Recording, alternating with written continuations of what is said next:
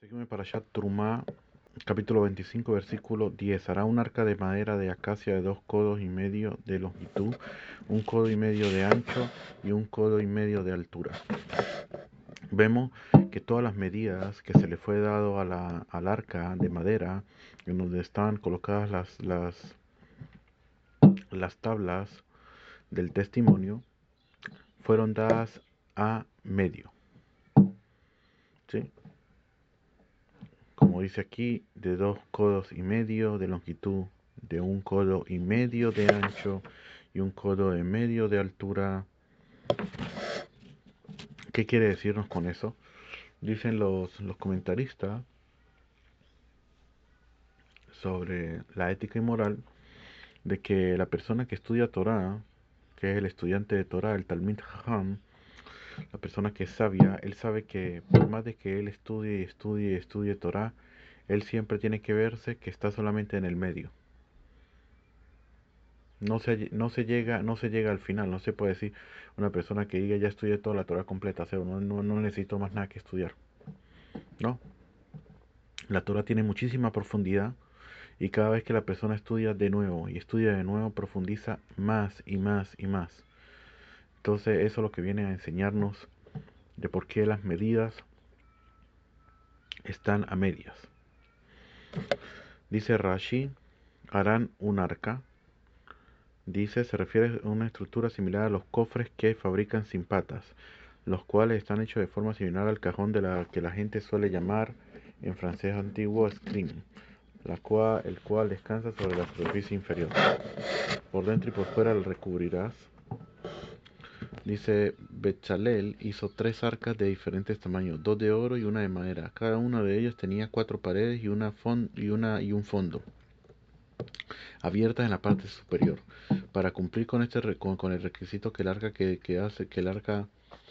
que hace recubierta de oro por dentro y por fuera, puso el arca de madera dentro del arca de oro más grande y luego colocó el arca de oro más pequeña dentro de la madera y recubrió el borde superior de esta con oro. De este modo, el arca quedó recubierta de oro por dentro y por fuera. A pesar de que aquí Dios instruye a Moshe acerca de la fabricación del tabernáculo y de sus utensilios, fue Betzalel que directamente los hizo, como se va a decir en el capítulo 36. Dice aquí, según se señala en el Tratado de Yoma, el arca de oro más grande,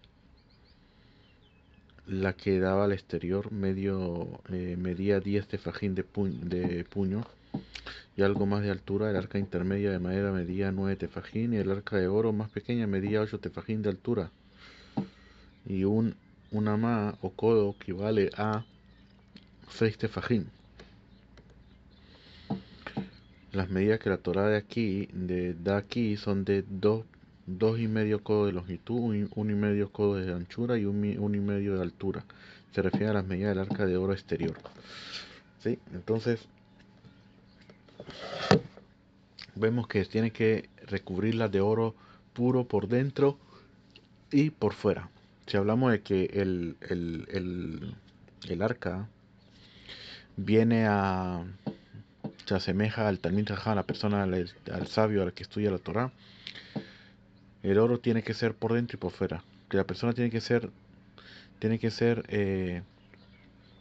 una persona temerosa al cielo, temerosa al Kadosh Baruj Hu, tanto por dentro como por fuera. No aparentar por fuera solamente y por dentro no es así. Por tanto, por dentro y como por fuera. Y harás en ella un diadema de oro en derredor. Este diadema era un reborde semejante a una corona que rodeaba el arca, sobresaliendo por encima de su borde. Pues Bezalel hizo el arca exterior de oro un poco más alta que el arca de oro interior, de tal modo que se elevase directamente frente al grosor de la cubierta del arca y un poco más. Cuando la cubierta descansaba sobre el grosor de las paredes de las 2 arcas interiores, el diadema sobresalía ligeramente por arriba del grosor total de la cubierta. El diadema era un símbolo de la corona de la Torá. como la corona, que también existe, que la Torá tiene como el tratado de Pirkei Avot en el capítulo 6 es Mishnah 3, que están las tres coronas: la corona de la Keuna, del sacerdocio, la corona de la Meluja, del reinado, y está la corona de la Torah. Así también el Talmid Jajam que dijimos, también él al estudiar la Torah y al ser una persona con Irat Shamayim, por dentro y por fuera, como dijimos, a la final va a obtener la corona, que es la corona de la Torah. Fundirás para ella 4 anillos de oro y los pondrá en sus 4 esquinas. ¿Qué dice fundido? Dice aquí en las 4 esquinas. Estas palabras deben ser entendidas tal como lo traduce el Targum. Sus esquinas. Los anillos estaban colocados en las esquinas superiores, cerca de la cubierta, 2 de cada lado a los anchos del arca, y las varas para transportar el arca estaban permanentemente colocadas dentro de los anillos. La longitud del arca separaba las varas entre sí, dejando una distancia de 2,5 codos entre cada vara, de tal modo que 2 personas que portasen el arca pudieran marchar de entre las varas. Así se explica en el Tratado de Menajó, el capítulo Shetea Leje. 2 anillos en un lado suyo, y 2 anillos en el segundo lado. Harás varas de madera de acacia y las recubrirás de oro. Meterás la vara en los anillos que están en los lados del arca para portar el arca con ellas. La vara permanecerá en los anillos del arca, no serán quitadas de ella, y pondrás dentro del arca el testimonio que te entregaré. Bien, vamos a ver qué trae aquí. 2 anillos en un lado. Estos son los 4 anillos mencionados al principio del versículo. Y aquí se te explica dónde deben estar colocados. A un lado suyo significa a su lado. Las varas significan barras, las varas que se colocaban. No será quitada de ellas nunca. Y pondrás dentro del arca, significa dentro del arca mamash, el testimonio. Esta expresión se refiere al rollo de la Torah que Moshe escribiría, el cual sirve de testimonio entre yo y ustedes de que les ordené los mandamientos que están escritos en ella. ¿Okay? Y como seguimos explicando lo que tiene que ver con el Talmid Jajam, aquí está hablando de las personas que tienen que sustentar, sustentar al Talmid Jajam, a la persona que estudia. Él puede estudiar todo el día, pero si estudia todo el día, obviamente que no va a poder trabajar. Para no poder trabajar, entonces para poder él estudiar, se necesita de personas que lo sustentan. Y aquí eso es lo que está hablando, de los anillos y las varas que lo soportan, que lo llevan, que lo pueden llevar. Aquí está hablando sobre eso. Seguimos, ahora una cubierta de oro puro de 2,5 codos de longitud y 1,5 codos de ancho. Cubierta, dice Rashi, es una tapa que estaba encima del arca, pues el arca estaba abierta en su parte superior y la cubierta era colocada encima de ella de modo de plancha. De 2,5 codos de longitud, su longitud era igual a la longitud del arca y su anchura también era igual a la del arca. La cubierta descansaba sobre el grosor de las 4 paredes del arca, y a pesar de que la Torá no especificó la medida de su grosor, nuestros maestros explicaron que su grosor era un tefaj, como en el tratado de Sukkah, que era un puño. Ahora dice aquí, harás 2 querubines de oro batidos los harás en los 2 extremos de la cubierta. Harás un querubín en un extremo y un querubín en el otro extremo de la cubierta. Harán los querubines en sus 2 extremos. Los querubines estarán con las alas extendidas hacia arriba, cubriendo con sus alas la cubierta, y sus rostros estarán de frente uno al otro. Hacia la cubierta estarán los rostros de los querubines. Pondrás la cubierta sobre el arca por encima, y dentro del arca pondrás el testimonio que yo te entregaré. Allí yo fijaré cita contigo y hablaré contigo encima de la cubierta, de entre los 2 querubines que están sobre el arca del testimonio. Todo lo que yo te ordenaré para los hijos de Israel. Entonces vamos a ver, los querubines, cada uno de ellos tenía la imagen del rostro de un niño. Mientras que los querubines, fíjate lo que es, mientras que los querubines en la Parashat Bereshit, donde dice que colocó los querubines en la entrada del Gan Eden y todo eso después de que el primer hombre pecó, ahí dice que eran Malajé Jabalá, que eran ángeles destructores. Aquí dice que era el rostro de un niño. ¿Cuál es la diferencia entre uno y otro? Depende de dónde coloques al niño. Si tú colocas al niño en donde va a estar el rollo de la Torá y las tablas del testimonio, ¿sí? Si colocas los querubines allí, entonces va a ser un niño. Pero si tú los educas y no tienes y no los colocas en la Torá, a la final va a ser un malaj balá, un ángel destructivo. Una persona que no tiene Torah, ¿a dónde llega? ¿Qué tiene? ¿Qué hace? Solo destruir, solo hacer cosas malas. No hace nada malo, no hace nada bueno.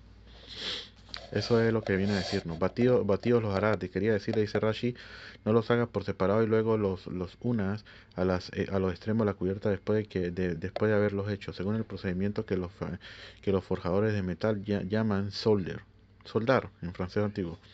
En vez de ello, desde el principio de la hechura de la cubierta, toma una gran cantidad de oro y dale golpes con un martillo o un mazo en el medio, de tal modo que los extremos de la masa de oro sobresalgan por arriba y luego esculpe la forma de los querubines en las protuberancias que están en sus extremos. ¿Okay?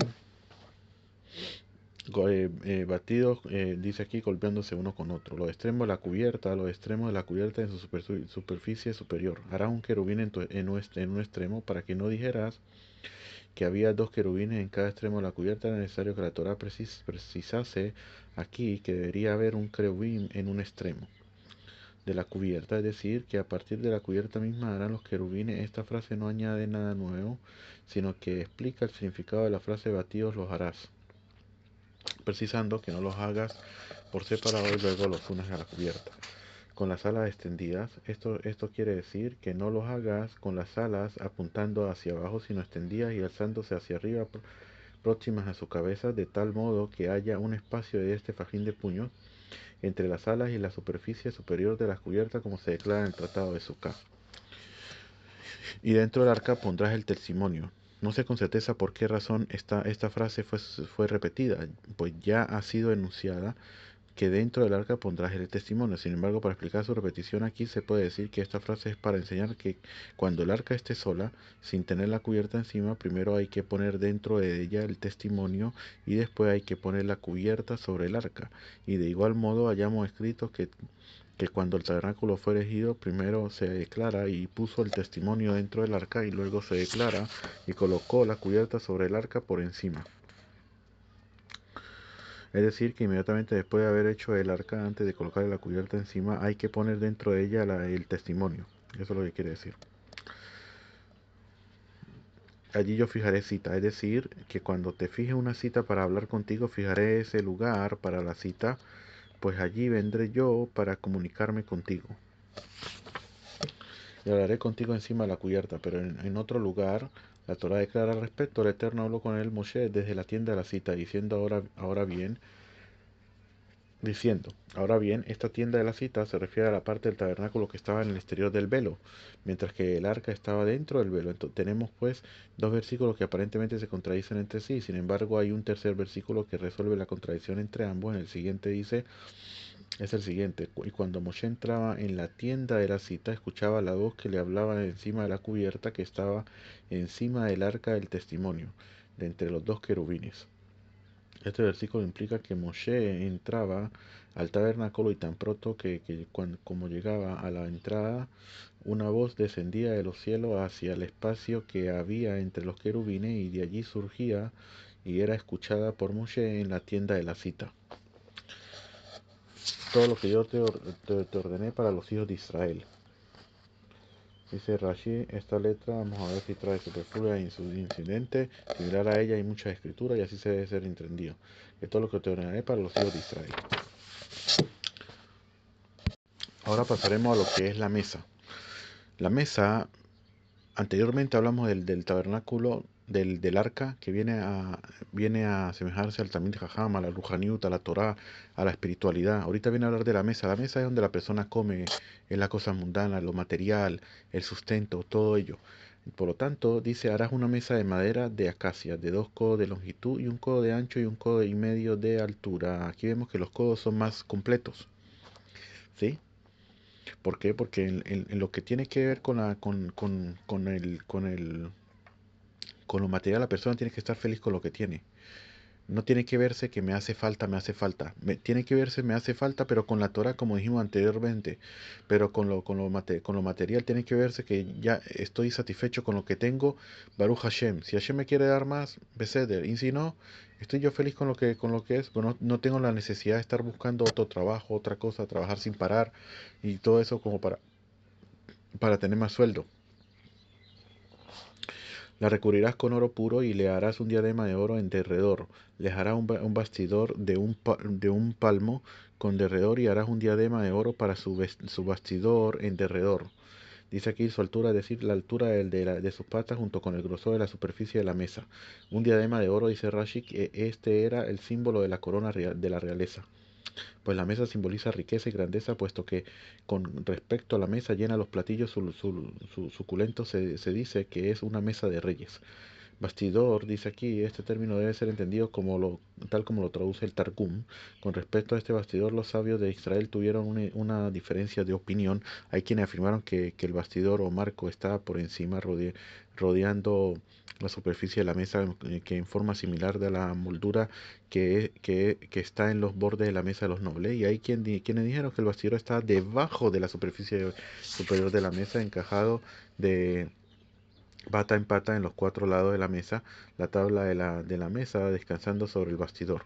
No quiere decir, según esta opinión, dice el bastidor era un marco que se hallaba debajo de la plancha que formaba la parte superior de la mesa y se extendía de pata en pata, similar al marco que rodea las mesas normales de madera. Así dice aquí. Los anillos estarán frente al vestidor, es decir, insertadas en las patas de las maderas colocadas frente al extremo del bastidor. Harás un diadema de oro para su bastidor. Esta es la misma diadema mencionada más arriba y aquí se explica que debería estar colocada sobre el bastidor. Como receptáculos para las varas. ¿Quién? Ese próximo versículo que dice los anillos estarán frente al bastidor como receptáculo para las varas a fin de portar la mesa. Dice aquí, es decir, que estos mismos anillos deberán servir de receptáculos para insertar en ellos las varas con las cuales portar la mesa. Hará las varas de madera de acacia y las recubrirás de oro, y la mesa será portada por medio de ellas. Hará sus platillos, sus cucharones, sus tubos y sus soportes con las cuales será cubierto de oro puro, lo harás. Sobre la mesa pondrás el pan de semblante delante de mí continuamente. Vamos a ver qué dice aquí, como receptáculos para servirle de lugares para las varas. La mesa será portada por medio de ellas. Este es el modo nifal, dice la mesa será portada por medio de las varas. Hará sus platillos y sus cucharones. Los platillos se refiere a los moldes, al molde que estaba hecho igual a la forma del pan. El pan estaba hecho como una caja abierta en dos de sus lados. Tenía un fondo en la parte inferior y era doblado hacia arriba en sus dos extremos longitudinales para formar algo así como paredes. Por ello era llamado pan de semblantes, ya que tenía rostros, es decir, superficies que miraban en ambas direcciones hacia los lados del templo desde cualquiera de estas direcciones. El largo del pan era puesta a lo ancho de la mesa y las paredes del pan que daban energía directamente encima del borde de la mesa. Para fabricar el pan se hacía un molde de oro y un molde de hierro. En el molde de hierro se lo horneaba y cuando se le colocaba del horno era colocado en el molde de oro hasta el día siguiente, el Shabbat, cuando era arreglado sobre la mesa, este molde era llamado platillo. Sus cucharones, este término se refiere a dos escudillas, dice aquí Rashi, en los cuales se colocaba incienso. Eran dos cucharones para los dos puntos de tres dedos del cómex de incienso que se ponía sobre los arreglos del pan, como se declara, y pondrás sobre el arreglo incienso puro. Sus tubos eran como mitades de cañas huecas partidas transversalmente a lo largo. Su forma estaba hecha de oro. Tres de estos tubos eran distribuidos sobre la superficie superior de cada pan, de tal modo que cada pan descansase sobre los tubos y estos separasen entre un pan y otro. Esto era hecho con el propósito de que el aire entrase entre cada pan y no se enmoheciera. La prueba de que se trata de tubos y que en la lengua árabe todo objeto hueco es denominado kisua. Y su soporte, este término está entendido como dice el Targum, su soporte. Eran como ramas de oro en forma de estaca que estaban paradas en la tierra y cuya altura se elevaba bastante por arriba de la altura de la mesa hasta llegar a frente a la altura del arreglo de pan. Se les hacía 5 incisiones, una arriba de la otra, y las puntas de los tubos que estaban entre los panes descansaban sobre esas incisiones, a fin de que el peso de los panes superiores no fuera demasiado pesado sobre los panes inferiores y estos se quebrasen. Así trae aquí. Vamos a ver, se refiere a el soporte, ¿ok? De los cuales será cubierto, dice Rashi, con los que será cubierto. Y con respecto a los tubos, el versículo dice que ellos son el pan será cubierto, ya que los tubos estaban por encima del pan, como una especie de techado y cubierta. Pan de semblante, el pan era llamado así porque tenía rostros, como dijimos anteriormente, dijo Rashi, es decir, superficies laterales en sus dos extremos, como expliqué anteriormente. El número de panes y su distribución en el arreglo son explicados en el Parashat Emor a Kohanim. Eran 12 en total, 6 en un lado y 6 en otro lado, de las cuales se colocaban y se cambiaban cada en Shabbat. Como habían 24 guardias en el Bet HaMikdash de los Kohanim, de los sacerdotes, ellos intercambiaban las guardias en Shabbat. Entonces la guardia que salía, ellos tomaban los panes y se los repartían entre ellos y colocaban otros panes. Esos panes eran para la guardia en el siguiente Shabbat cuando los cambiaran. Ahí el tratado, al final del tratado de Sukkot, habla sobre todo eso, cómo hacían, por ejemplo, porque las guardias tenían que equipararse también en las tres festividades como Pesaj, Shavuot y Sukkot, que tenían que equipararse todas porque había mucho trabajo. Entonces, cómo hacían con los panes para repartírselos y todo lo demás. De todas maneras, seguimos. Harás un candelabro de oro puro. Aquí empieza a hablar sobre el candelabro. Batido será hecho el candelabro. Su base, sus caños, sus cálices, sus botones y sus flores de él serán hechos. Vamos a ver. Batido, dice Rashi, será hecho el candelabro. Esto implica que no deberá ser hecho de partes separadas, ni tampoco que su brazo y sus candelas sean piezas aparte, que después de haber sido hecho, el tronco principal sean ensambladas al tronco según el procedimiento que los soldadores llaman digamos, soldar en francés hebreo, en francés dice aquí, sino que el candelabro entero deberá consistir en una sola pieza batida a golpes de martillo y cortada con instrumentos artesanales separando sus brazos a cada lado. ¿Okay?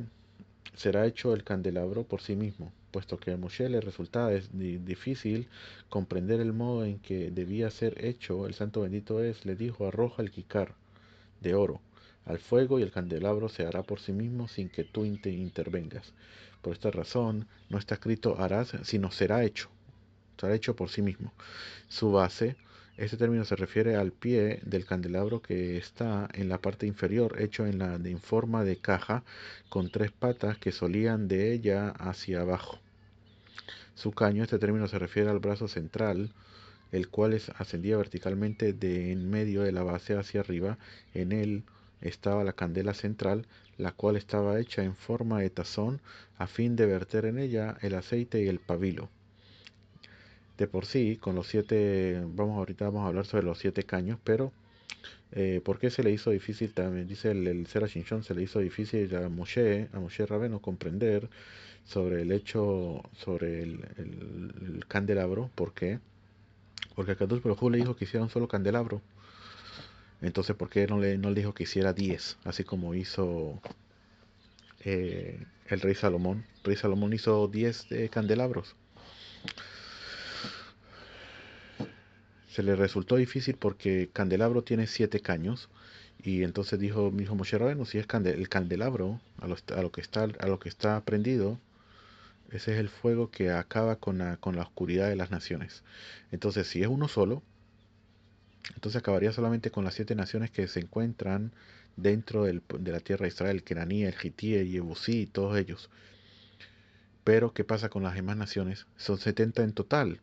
deberían de haber sido de que Akadosh Baruj Hu me diga que haga 10 candelabros, y como cada candelabro tiene 7 caños, sería 10 por 7, 70, y con esos 70 candelabros prácticamente se, se doblega toda la fuerza de las naciones del mundo, y así Israel estarían por encima de todos.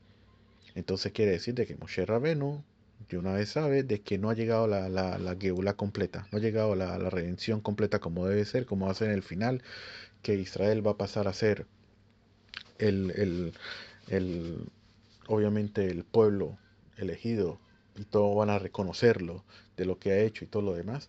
Entonces, eso fue lo que le costó trabajo entender Moshe Rabenu, porque todavía no iban a salir, no iba a llegar la redención total. Sus cálices, estos eran semejantes a los vasos hechos de vidrio largos y estrechos que son llamados madernes en francés antiguo, y estos están hechos de oro y sobresalían surgiendo de cada brazo según el número que la escritura indicó. Su única función era decorativa.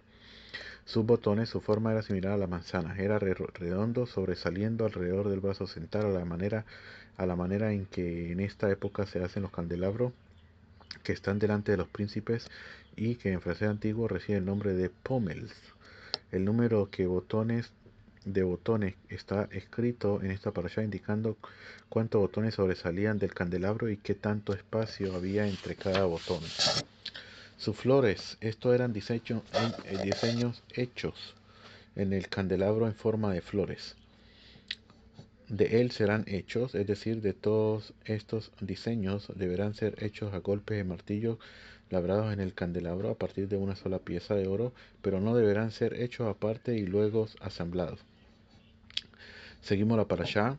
6 brazos sobresaldrán de sus lados, 3 brazos del candelabro de uno de los lados y 3 brazos del candelabro del segundo lado.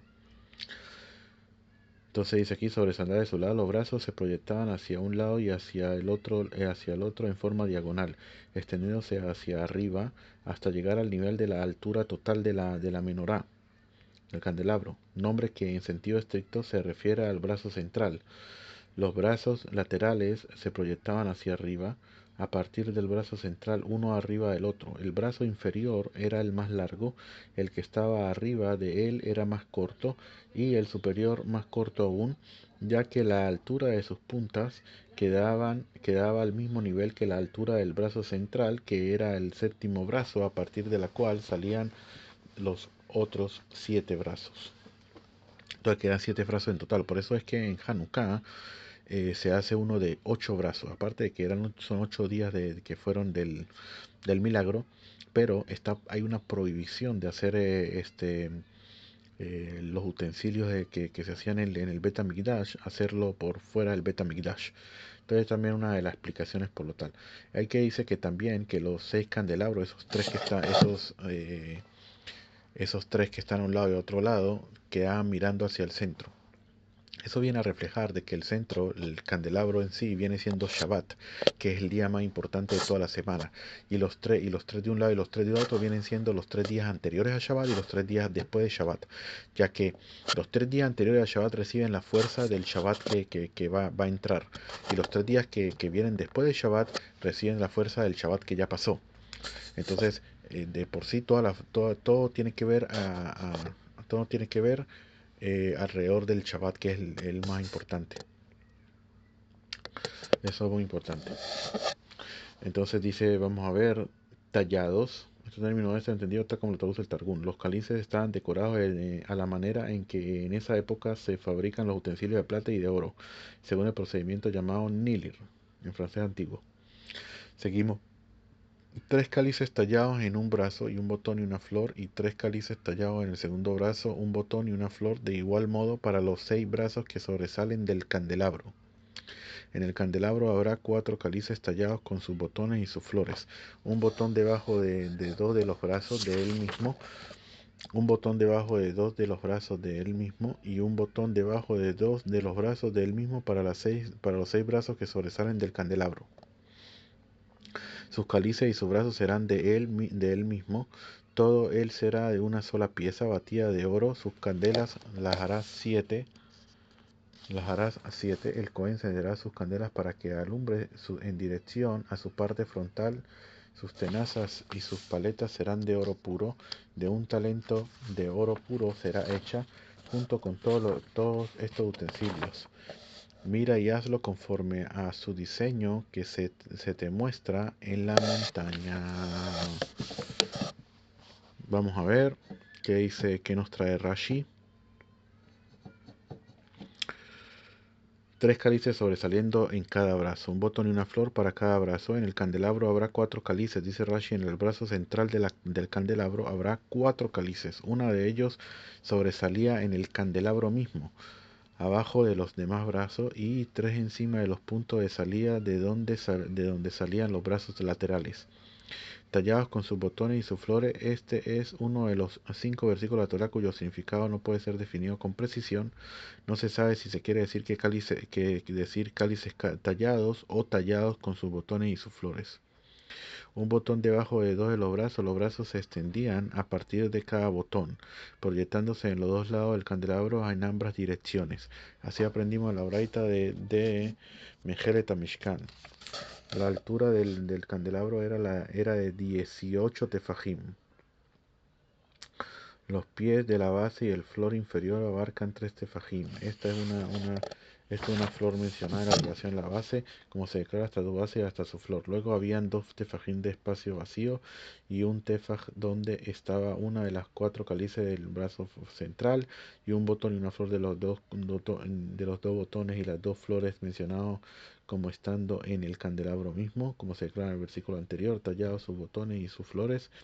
Esto nos enseña que cada brazo tenía dos botones y dos flores, aparte de los tres botones botones a partir de los cuales se extendían los brazos, como se declara, y un botón debajo de dos brazos. Luego había un tefaj de espacio vacío y otro tefaj del botón, del cual surgían dos brazos hacia ambas direcciones, extendiéndose hacia arriba hasta el nivel de la altura total del candelabro. Luego había un tefaj de espacio vacío y otro tefaj del botón con dos brazos surgiendo de él. Luego había un tefaj de espacio vacío y otro tefaj del botón con dos brazos que surgían de él y se extendían hacia arriba hasta el nivel de la altura del candelabro.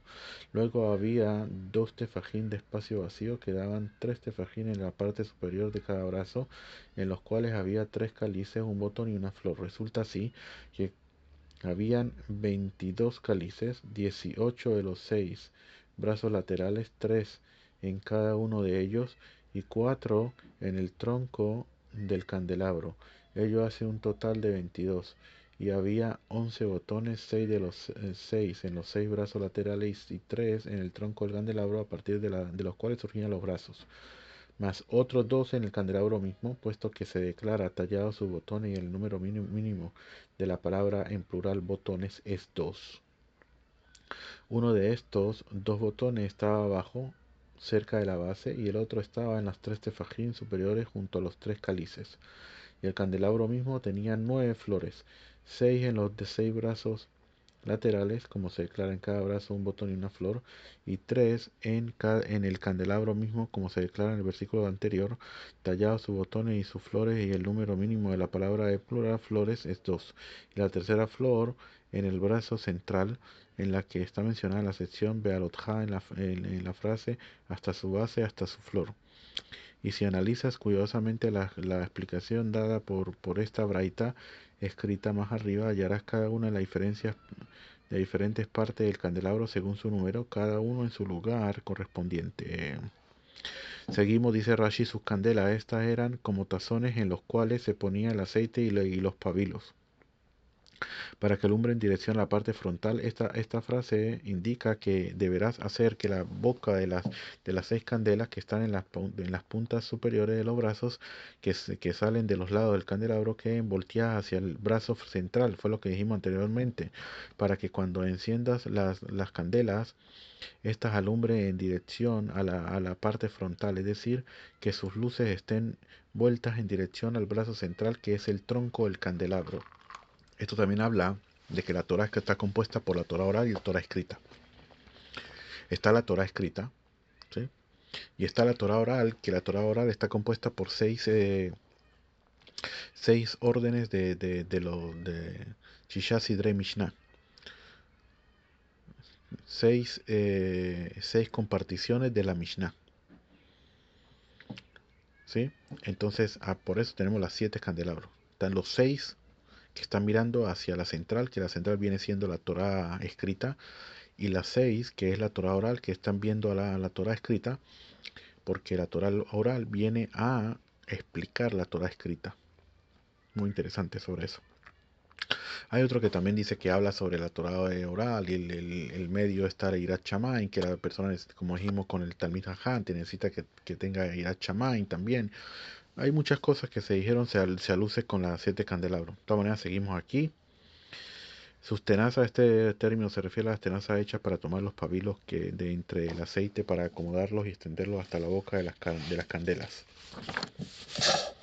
Y sus paletas, estas eran como platillos pequeños con los cuales temprano cada mañana se rastrillaba la ceniza que quedaba en la candela cuando se limpiaba las candelas de la ceniza de los pabilos que ardieron durante la noche y que se habían apagado.